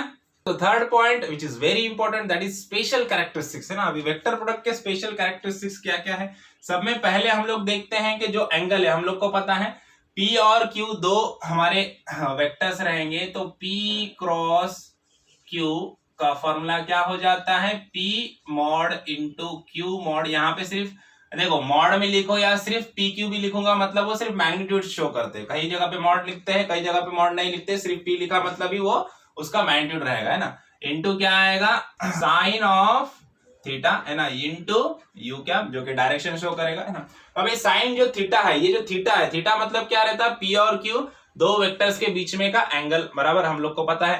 तो अभी दोनों के बीच में का जो एंगल है, अगर ये एंगल 0 डिग्री रहेगा, अब 0 डिग्री कब रह सकता है, जब दो वेक्टर्स आपस में एक दूसरे को पैरेलल रहेंगे ना। मतलब ये हमारा रहा यहाँ पे P वेक्टर और ये यहाँ पे रहा Q वेक्टर, दोनों आपस में पैरेलल है और दोनों का डायरेक्शन सेम है, तो हम बोल सकते हैं कि दोनों के बीच में का एंगल 0 है ना। तो सब में पहला पॉइंट आता है यहाँ पे थीटा अगर 0 रहेगा है ना, थीटा अगर 0 रहेगा तो हम लोग को पता है साइन ऑफ 0 की वैल्यू क्या होती है, 0 होती है ना। तो यहाँ पे इस फॉर्मूले में अगर हम लोग वैल्यू पुट कर देंगे P cross Q is equals to P mod dot Q mod sine of 0 into U cap की, तो ये सारा का सारा टर्म क्या हो जाएगा, 0 हो जाएगा। मतलब P क्रॉस Q प्रोडक्ट की वैल्यू क्या आती है? 0 आती है। अगर दो वेक्टर आपस में एक दूसरे को पैरेलल है तो उनका जो भी क्रॉस प्रोडक्ट रहेगा वो क्या आएगा? वो 0 आएगा, है ना? समझ में आया? ये 0 आएगा। अब नेक्स्ट देख लेते हैं, अगर थीटा की वैल्यू, है ना, अगर थीटा की वैल्यू क्या रहेगी? थीटा की वैल्यू 180 डिग्री रहेगी, है ना। 180 डिग्री कब रह सकती है? जब ये दो वेक्टर आपस में कैसे हैं? पैरेलल है, लेकिन कैसे? एंटी पैरेलल है, दोनों का डायरेक्शन अपोजिट है ना। पी वेक्टर और क्यू वेक्टर के लाइन ऑफ एक्शन पैरेलल है, लेकिन उनका डायरेक्शन अपोजिट है, या फिर इसको हम लोग सिंपली बोल सकते हैं एंटी पैरेलल है ना, डायरेक्शन अपोजिट है। तो यहाँ पे दोनों के बीच में का एंगल 180 डिग्री हो जाएगा, है ना। अब अपने को पता है साइन ऑफ 180 की वैल्यू कितनी होती है? ये भी 0 होता है ना, साइन 180 इज ऑल्सो 0, है ना। तो यहाँ पे अगेन P क्रॉस Q की वैल्यू क्या आ जाएगी? यहाँ पे 0 हो जाएगा, तो सारा का सारा 0, इसकी भी वैल्यू 0 ही आ जाएगी, है ना। समझ में आया? अगर थीटा की वैल्यू, अगर दो वेक्टर्स आपस में पैरेलल रहते हैं तभी उनका प्रोडक्ट, तब भी उनका क्रॉस प्रोडक्ट 0 आएगा, या फिर वो एंटी पैरेलल रहते हैं तब भी उनका क्रॉस प्रोडक्ट 0 ही आएगा, है ना। समझ में आया? अब थर्ड वाला केस देखते हैं। अगर मान लो थीटा का वैल्यू कितना है? थीटा का जो वैल्यू है वो है 90 डिग्री, है ना। इफ थीटा इज 90 डिग्री, मतलब दो जो हमारे वेक्टर्स है P और Q, ये आपस में परपेंडिकुलर है ना। ये है वेक्टर हमारा Q और ये है हमारा वेक्टर P, और दोनों के बीच में का जो एंगल है थीटा वो है 90 डिग्री, है ना। तो अब हम लोग को पता है कि साइन 90 की वैल्यू कितनी होती है? साइन 90 की वैल्यू होती है 1, बराबर। तो चलो इसके वैल्यू पुट कर देते हैं यहाँ पे। P cross Q is equal to क्या हो जाएगा? Mod P mod Q sine of 90। Sine 90 की वैल्यू 1 है, तो देखो यहाँ पे P क्रॉस Q, इसका मैग्नीट्यूड क्या आ जाएगा? इसका मैग्नीट्यूड आ जाएगा सिंपल P इंटू Q। देखो मॉड भी नहीं भी लिखा तो चलता, सिर्फ मैग्नीट्यूड डिनोट कर रहा है। साइन 90 की वैल्यू 1 है, तो वो 1 यहाँ पे आ जाएगा। तो यहाँ पे क्रॉस प्रोडक्ट में अगर दो वेक्टर्स क्रॉस प्रोडक्ट में एक दूसरे को परपेंडिकुलर रहेंगे, उनके बीच में का एंगल 90 डिग्री रहेगा, तो उनका जो मैग्नीट्यूड रहेगा वो इक्वल रहेगा उनके मैग्नीट्यूड के मल्टीप्लिकेशन के बराबर रहेगा, है ना, दो वेक्टर्स के। समझ में आया ये? तो चलो अब समझ लेते हैं कि ऑर्थोगोनल कंपोनेंट में हमारा जो मल्टीप्लिकेशन या क्रॉस प्रोडक्ट है वो कैसे आएगा, है ना। अब ऑर्थोगोनल कंपोनेंट हम लोग को पता है कि एक ये है एक्स एक्सिस, ये है हमारा वाई एक्सिस, है ना, और इधर दोनों को 90 डिग्री पे इधर रहेगा, किधर? ये रहेगा हमारा जेड एक्सिस, है ना। अब एक्स एक्सिस में यूनिट वेक्टर होता है आई कैप, हम लोग को पता है। वाई एक्सिस में यूनिट वेक्टर होता है जे कैप, और जेड एक्सिस में यूनिट वेक्टर होता है के कैप, है ना। अब स्पेशल कैरेक्टरिस्टिक्स को इस पे हम लोग अप्लाई करते हैं।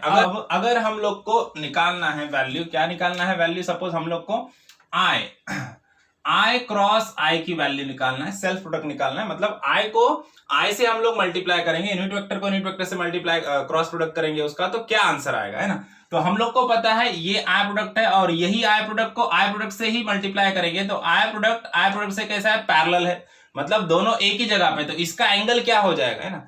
ये एक ही लाइन पे एक्स एक्सिस पे एक प्रोडक्ट है, और दूसरा प्रोडक्ट भी एक्स एक्सिस पे ही है, पॉजिटिव एक्स एक्सिस पे ही है, तो दोनों का आपस में एंगल क्या हो जाएगा? 0 हो जाएगा, है ना। जैसे पैरेलल हम लोगों ने देखा था, दो लाइन पैरेलल है आपस में, तो उनका एंगल क्या होता है? 0 होता है। तो उसी तरह से आई प्रोडक्ट से एंगल जो होगा वो क्या हो जाएगा?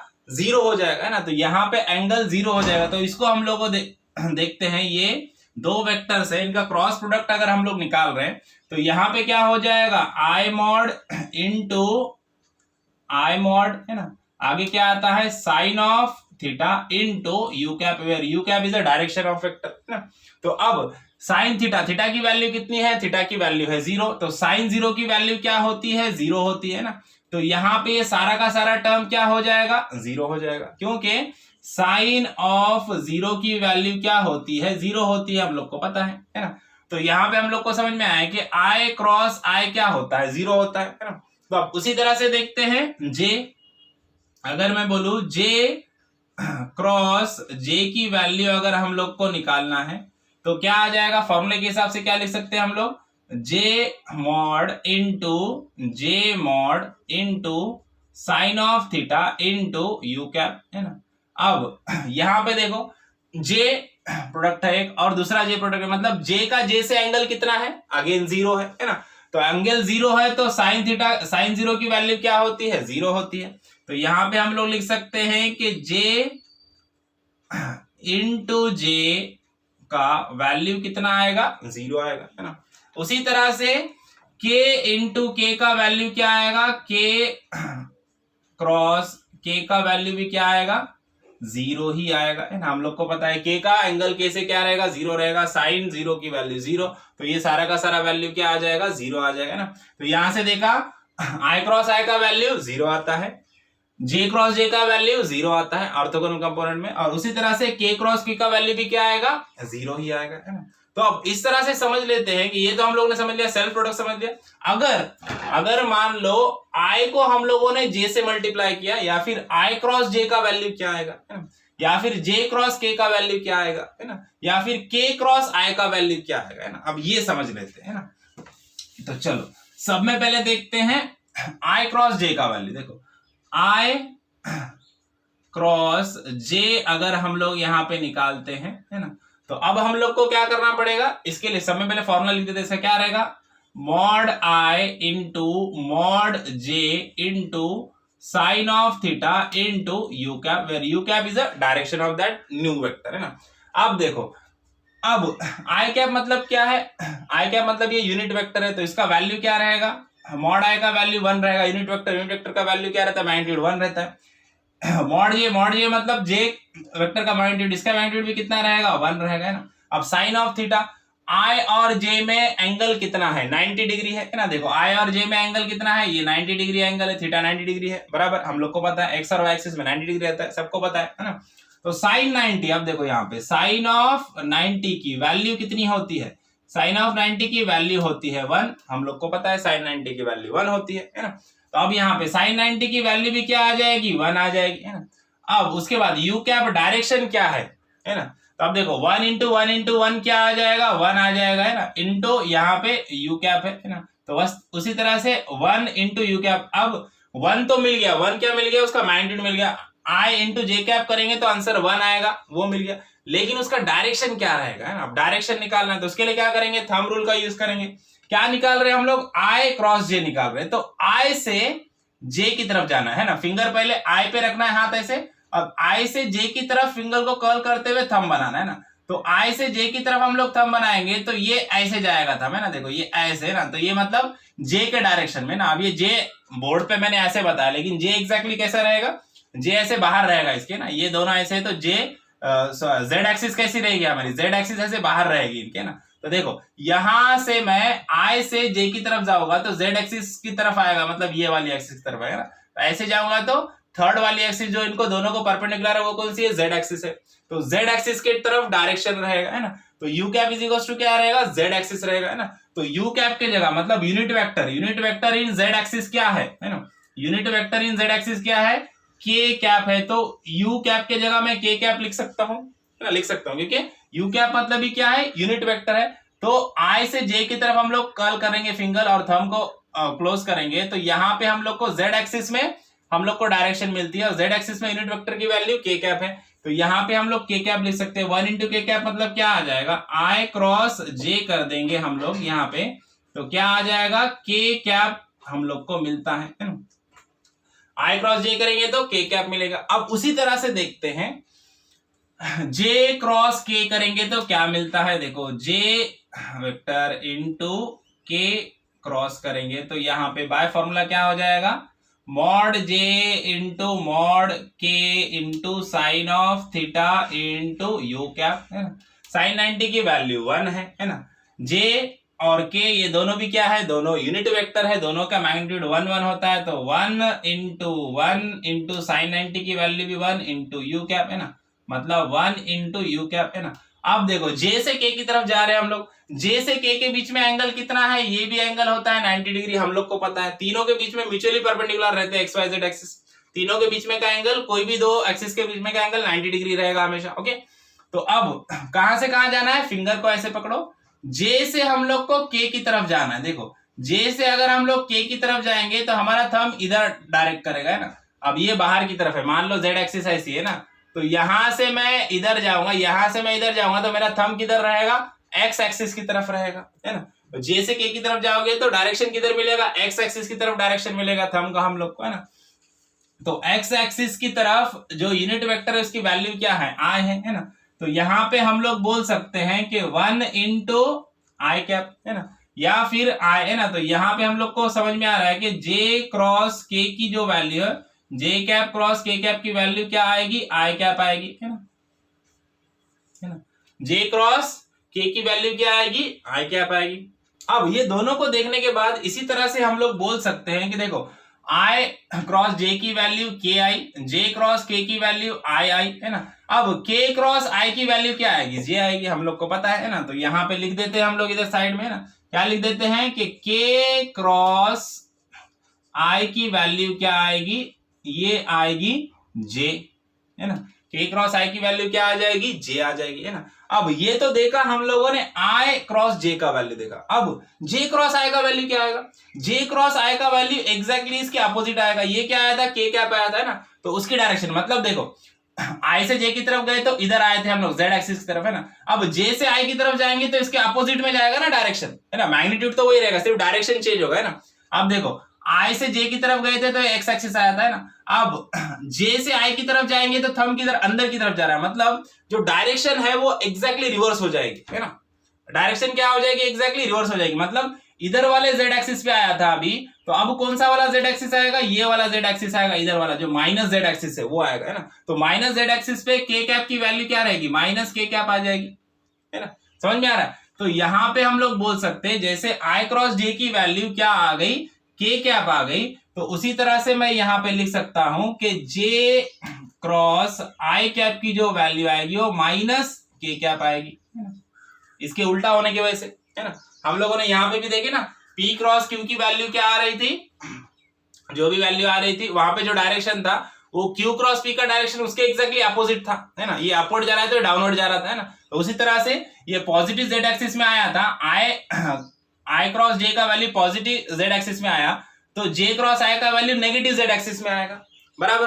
तो इसके लिए वहां पे जो वैल्यू है वो चेंज हो जाएगी ना, यहाँ पे प्लस के कैप था तो वहां पे माइनस के कैप आएगा, है ना। उसी तरह से आप देखो यहाँ पे जे क्रॉस के की वैल्यू आई आई थी, है ना।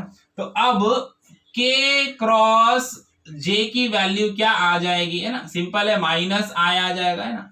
क्यों, क्योंकि देखा हम लोगों ने, है ना, जे से हम लोग के की तरफ गए तो डायरेक्शन पॉजिटिव एक्स एक्सिस की तरफ था, है ना।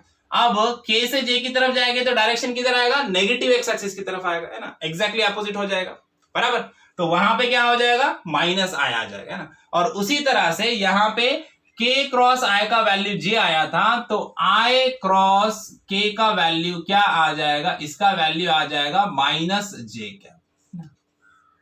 समझ में आ रहा है। तो ये सारे वैल्यू हम लोग को ऑर्थोगोनल कंपोनेंट के क्रॉस प्रोडक्ट निकालने के बाद मिलते हैं। ओके, ये बहुत इंपॉर्टेंट है ना। आगे हम लोग को जो अभी फॉर्मूला इसका डिराइव करना है उसके लिए हम लोग को ये बहुत काम में आएंगे। तो चलो कैरेक्टरिस्टिक्स में नेक्स्ट पॉइंट देखते हैं। अगर मान लो P और Q ये दोनों के वैल्यू अगर सेम रहेंगे, है ना, P और Q ये दो वेक्टर है जिनका हम लोग को क्रॉस प्रोडक्ट निकालना है, and P vector is equal to Q vector है ना। अब P vector is equal to Q vector है, हम लोग कब बोल सकते हैं, जब दोनों वेक्टर मैग्नीट्यूड और डायरेक्शन दोनों में भी सेम रहेंगे, तभी हम लोग बोल सकते हैं कि दोनों इक्वल वेक्टर है ना।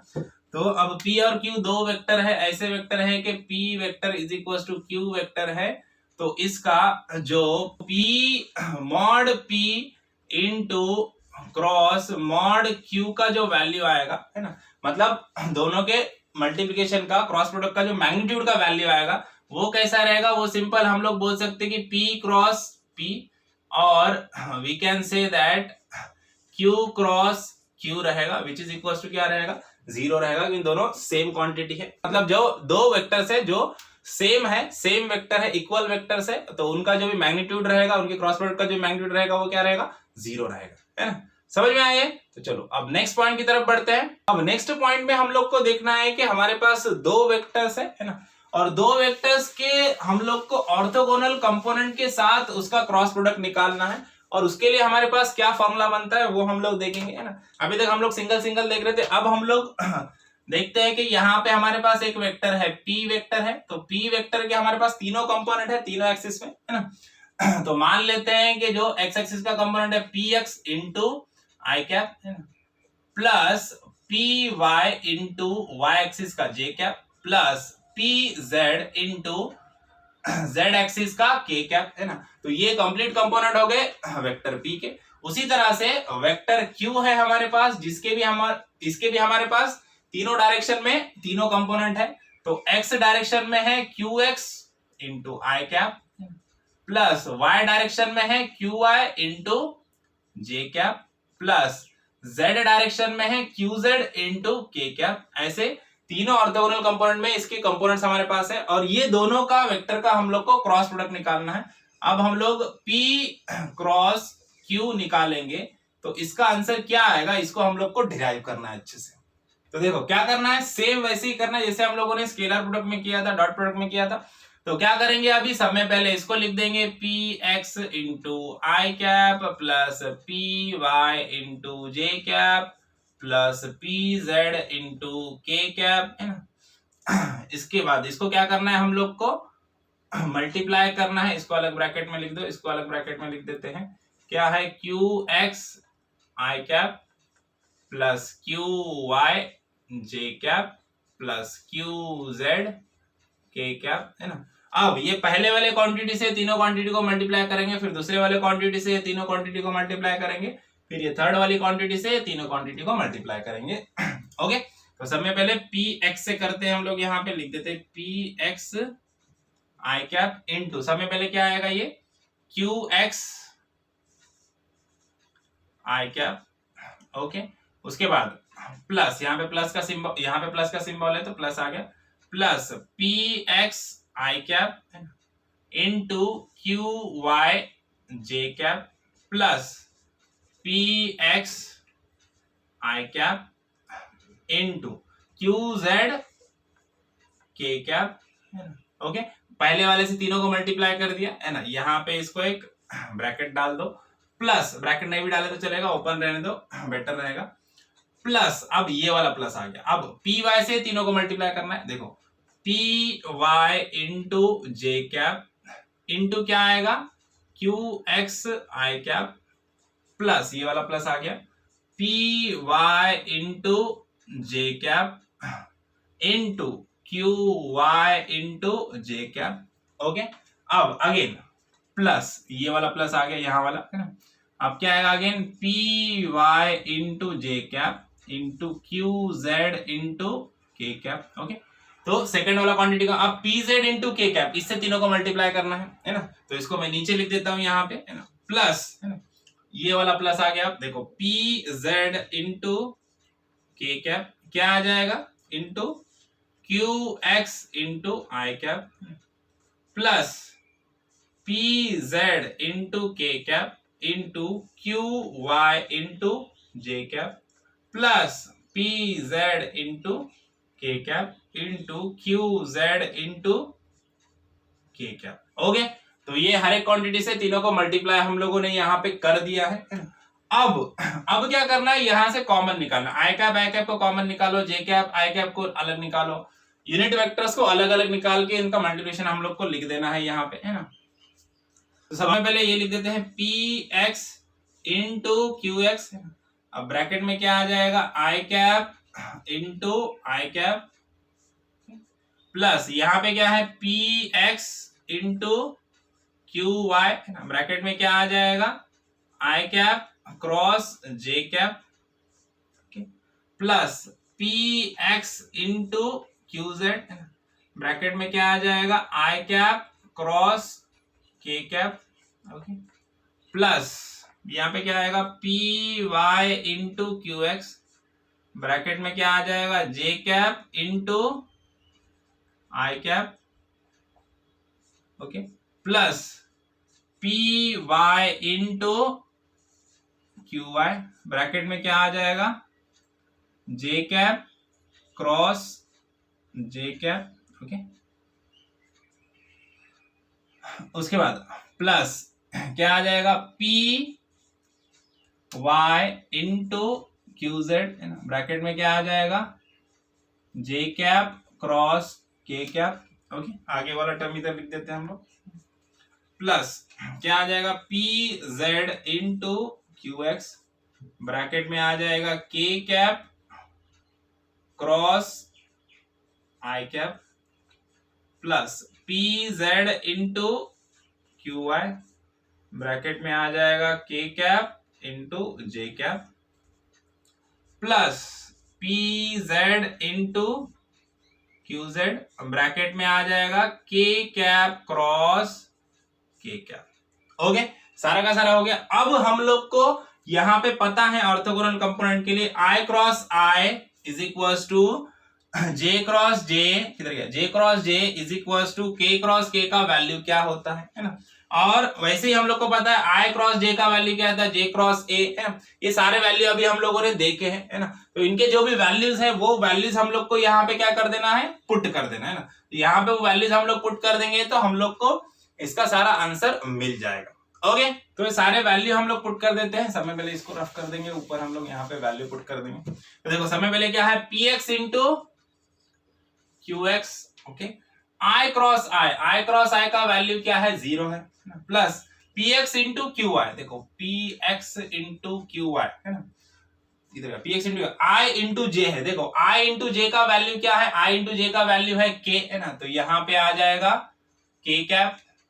ओके, अब उसी तरह से plus P X into Q Z, देखो P X into Q Z क्या है, आई क्रॉस के है, देखो आई क्रॉस के का वैल्यू क्या आएगा, इसका वैल्यू आता है माइनस जे, तो यहां पे लिख देंगे हम लोग माइनस जे कैप। ओके, उसके बाद देखो नेक्स्ट है P Y into Q X, देखो P Y into Q X. अब देखो जे क्रॉस आई, देखो जे क्रॉस आई का वैल्यू क्या आ जाएगा, माइनस के, है ना। तो यहाँ पे लिख देंगे हम लोग माइनस के कैप, प्लस नेक्स्ट क्या है P Y into Q I, देखो P Y into Q I, यहाँ पे जे क्रॉस जे का वैल्यू क्या है, 0 है ना। तो ये टर्म निगलेक्ट होने वाला है। उसके बाद plus P Y into Q Z, है ना, यहाँ पे लिख दो P Y into Q Z, है ना, P Y into Q Z, इसका क्या है J cross into K cross, है ना, जे क्रॉस के क्या आएगा, आई आएगा, है ना। तो यहाँ पे लिख देंगे हम लोग आई कैप। ओके, अब नेक्स्ट वाला टर्म मैं इधर लिख देता हूं प्लस। ओके, अब देखो P Z into Q x, P Z into Q X, अब यहाँ पे क्या है के क्रॉस आई है ना। अब देखो के क्रॉस आई का वैल्यू क्या आ जाता है, के क्रॉस आई का वैल्यू आ जाता है जे, ये आ गया जे कैप। ओके, प्लस देखो पी जेड क्यू एक्स हो गया, पी जेड क्यू एक्स आ गया, पी जेड क्यू आई, है ना। तो देखो पी जेड इंटू क्यू आई, अब यहाँ पे क्या है के डॉट जे है, के क्रॉस जे है, के क्रॉस जे। अभी के क्रॉस जे का वैल्यू क्या होता है, माइनस आई, है ना। तो इसका वैल्यू आ गया माइनस आई। ओके, अब नेक्स्ट वाला है P Z into Q Z plus P Z into Q Z, है ना। अब यहाँ पे क्या है के क्रॉस के का वैल्यू क्या होता है, 0 होता है, हम लोग को पता है ना। अब जहां जहां पे 0 है वो टर्म्स तो एलिमिनेट हो जाएंगे, है ना। तो बाकी के टर्म्स हम लोग यहाँ पे नीचे लिख देते हैं। देखो क्या क्या बचा हमारे पास, देखो अभी यहाँ पे 0 है तो ये टर्म एलिमिनेट हो गया, है ना। और कहाँ पे 0 आ गया, ये टर्म एलिमिनेट हो गया, ये टर्म एलिमिनेट हो गया, ये टर्म्स एलिमिनेट हो गए, है ना। अब सब में पहले लिखेंगे P X into Q Y K cap. Okay, plus अभी देखो ये माइनस जे माइनस प्लस क्या हो जाएगा, माइनस। तो यहाँ पे मैं डायरेक्टली माइनस लिख देता हूँ, minus P X into Q Z क्या हो जाएगा, जे कैप।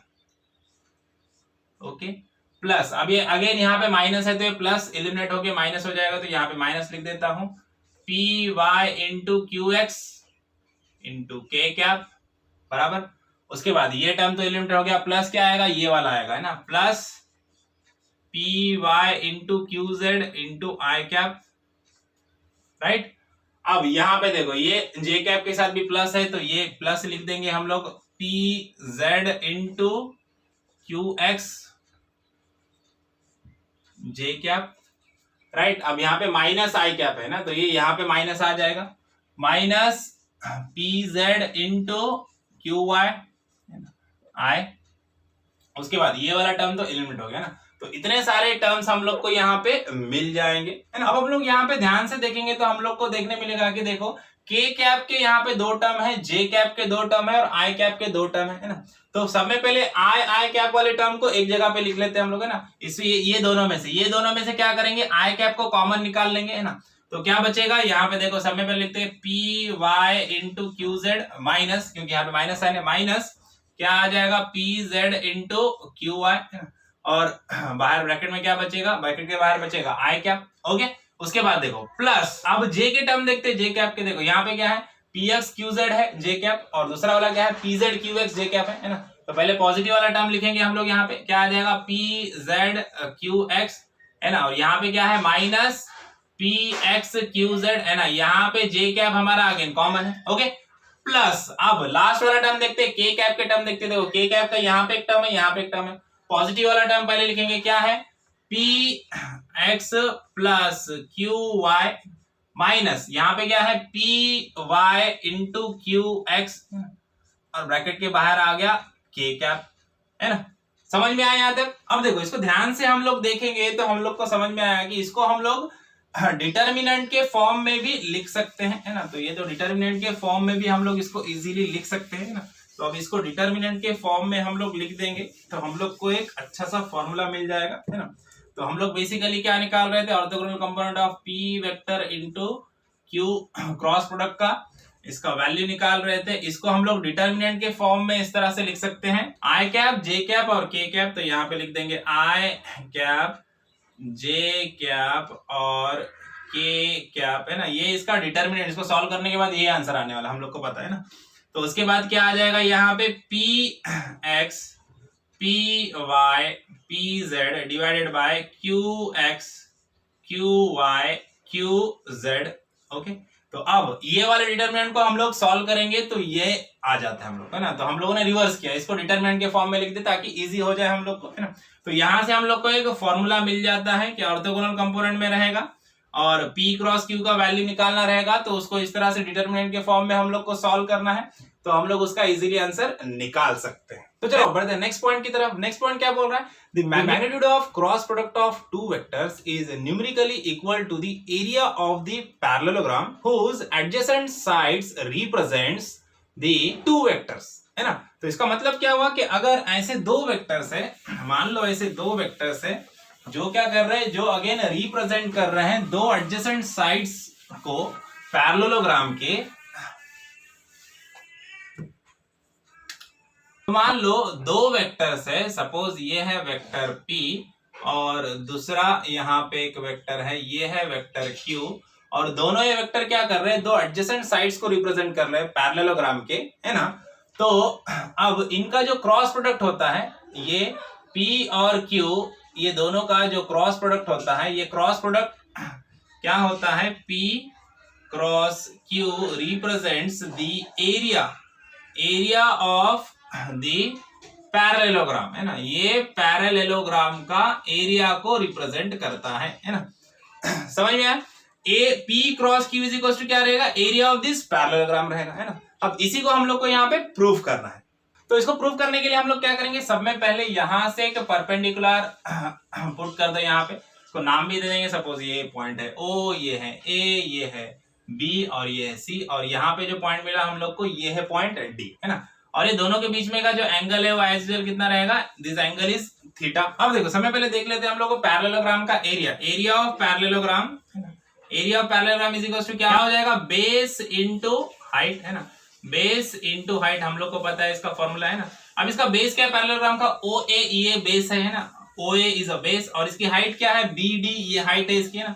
तो BD इज अ हाइट, है ना। अब OA मतलब ही क्या है, OA मतलब ही वेक्टर P है, तो हम लोग यहाँ पे लिख सकते हैं कि P मॉड P या फिर P, है ना। तो वेक्टर P इज OA है, और BD को कैसे लिख सकते हैं हम लोग, इन ट्राइंगल ODC, है ना, ODB, है ना। तो इन ट्राइंगल BOD बोलो, ODB बोलो, कोई भी बोलो चलेगा, है ना। तो इन ट्राइंगल BOD यहाँ पे ये थीटा है ना। अब हम लोग को OB के फॉर्म में, मतलब Q के फॉर्म में लिखना है BD को Q के फॉर्म में लिखना है। तो BD थीटा का अपोजिट साइड है और ये हाइपोटेनस है ना। तो हम लोग को पता है अपोजिट बाय हाइपोटेनस क्या होता है, साइन थीटा, है ना। तो यहाँ पे हम लोग लिख देंगे sine theta is equal to opposite divided by hypotenuse. Okay, अब अपोजिट साइड कौन सी है इसकी, अपोजिट साइड है BD और हाइपोटेनस है OB, है ना, हम लोग को पता है। तो OB हम लोग को क्या चाहिए, OB चाहिए, तो BD इज इक्वल टू क्या हो जाएगा, देखो BD is equal to OB sine of theta, और OB क्या है, OB मतलब Q है, तो हम लोग लिख सकते हैं Q साइन ऑफ थीटा, है ना। मतलब BD इज इक्वल टू क्या है, Q साइन ऑफ थीटा है ना। तो यहाँ पे BD के जगह पे लिख देंगे हम लोग Q साइन ऑफ थीटा, है ना। अब हम लोग को पता है P क्रॉस Q का जो मैग्नीट्यूड होता है उसका फॉर्मूला क्या है, उसका फॉर्मूला है कि PQ साइन ऑफ थीटा है ना। और PQ साइन ऑफ थीटा ही मतलब क्या है, एरिया ऑफ पैरेललोग्राम है ना। तो hence it is proof that area of parallelogram is equals to the cross product of P and Q, है ना, समझ में आया। तो P और Q दो ऐसे वेक्टर रहेंगे जो क्या कर रहे हैं, दो एडजेसेंट साइड्स को रिप्रेजेंट कर रहे हैं पैरेललोग्राम के। तो उन दो P और Q जो दो वेक्टर है उनका जो क्रॉस प्रोडक्ट है वो किसके बराबर रहेगा, उस पैरेललोग्राम के एरिया के बराबर रहेगा, है ना। समझ में आया ये।